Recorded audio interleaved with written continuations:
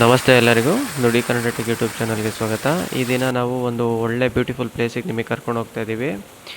ಈ ಪ್ಲೇಸ್ ಬಗ್ಗೆ ಏನಾದ್ರು ಹೇಳಬೇಕು ಅಂದರೆ, ಭಾರತದ ಪರಂಪರೆಯಲ್ಲಿ ಸಿದ್ಧ ಔಷಧಿಗಳ ಪಿತಾಮಹ ಅಂತ ಕರಿತೀವಲ್ಲ, ಅಗಸ್ತ್ಯ ಮುನಿಗಳು ತಮ್ಮ ಪ್ರಪಂಚ ಪರ್ಯಟನೆ ಸಂದರ್ಭದಲ್ಲಿ ಈ ಪ್ಲೇಸಿಗೆ ಬಂದು ಸ್ವಲ್ಪ ದಿನ ಸ್ಟೇ ಆಗಿ ಹೋಗಿದ್ರು ಅಂತ ಹೇಳಲಾಗತ್ತೆ. ಈಗಲೂ ಸಹ ಈ ಜಲಪಾತದಿಂದ ಬರೋ ನೀರನ್ನು ಕುಡಿದ್ರೆ ಅಥವಾ ಜಲಪಾತದಲ್ಲಿ ಸ್ನಾನ ಮಾಡಿದ್ರೆ ಎಂಥ ರೋಗ ರುಜಿನ ಇದ್ರೂ ಹೋಗುತ್ತೆ ಅಂತ ನಂಬಲಾಗಿದೆ. ಹಾಗೂ ಇದು ಅದನ್ನು ಪ್ರೂವ್ ಮಾಡ್ತಾ ಬಂದಿರುವಂಥ ಜಲಪಾತಕ್ಕೆ ನಾವಿವತ್ತು ಬಂದಿದ್ದೇವೆ.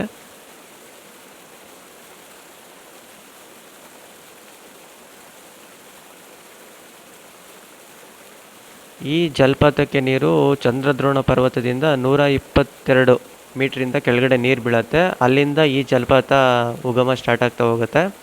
ಹಾಗೆ ಇದು ನೇತ್ರಾವತಿ ನದಿ ಎಲ್ಲೇ ಮೂಲಸ್ಥಾನ ಎಲ್ಲಿದೆಯೋ ಅಲ್ಲಿ ಹುಟ್ಟೋದ್ರಿಂದ ಇದು ನೇತ್ರಾವತಿ ನದಿಯ ಮೂಲಸ್ಥಾನ ಅಂತಲೂ ಸಹ ಹೇಳಲಾಗ್ತದೆ.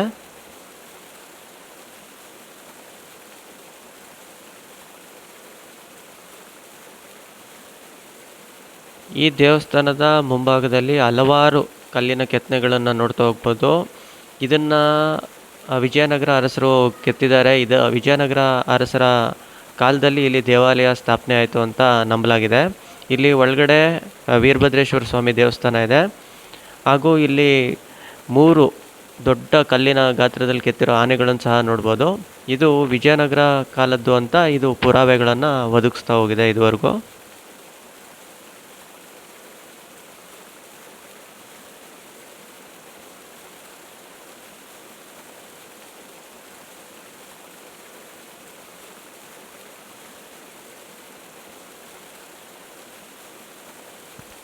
ಈ ಪ್ಲೇಸ್ ಬಂದ್ಬಿಟ್ಟು ಬೆಂಗಳೂರಿಂದ ಸುಮಾರು 235 ಕಿಲೋಮೀಟರ್ ದೂರದಲ್ಲಿದೆ. ಹಾಗೂ ಮಂಗಳೂರಿಂದ 150 ಕಿಲೋಮೀಟರ್ ದೂರದಲ್ಲಿದೆ.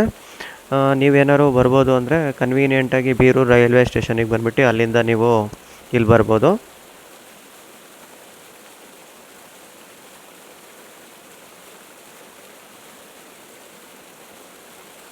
ಇಲ್ಲಿಂದು ಮತ್ತೊಂದು ವಿಶೇಷತೆ ಅಂದರೆ ನೀವು ಟ್ರೆಕ್ಕಿಂಗ್ ಸಹ ಮಾಡ್ಬೋದು. ತುಂಬ ಚೆನ್ನಾಗಿ ಒಳ್ಳೆ ಗ್ರೀನ್ರಿಯಲ್ಲಿ ಬ್ಯೂಟಿಫುಲ್ ಪ್ಲೇಸ್ನ ವ್ಯೂ ಮಾಡಿಕೊಂಡು ನೀವು ಟ್ರೆಕ್ಕಿಂಗ್ ಮಾಡ್ಬೋದು.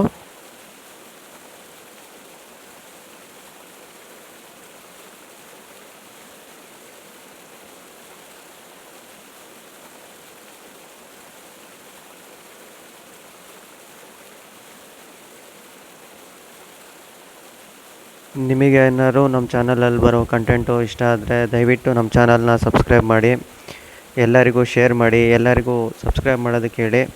ನಾವು ಉತ್ತಮವಾದ ಕಂಟೆಂಟನ್ನು ಕೊಡೋದಕ್ಕೆ ಯಾವಾಗಲೂ ಟ್ರೈ ಮಾಡ್ತಾ ಇರ್ತೀವಿ. ದಯವಿಟ್ಟು ಮರಿಬೇಡಿ.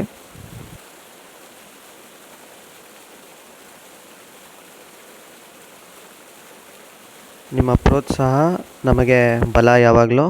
Thank you. ಧನ್ಯವಾದಗಳು.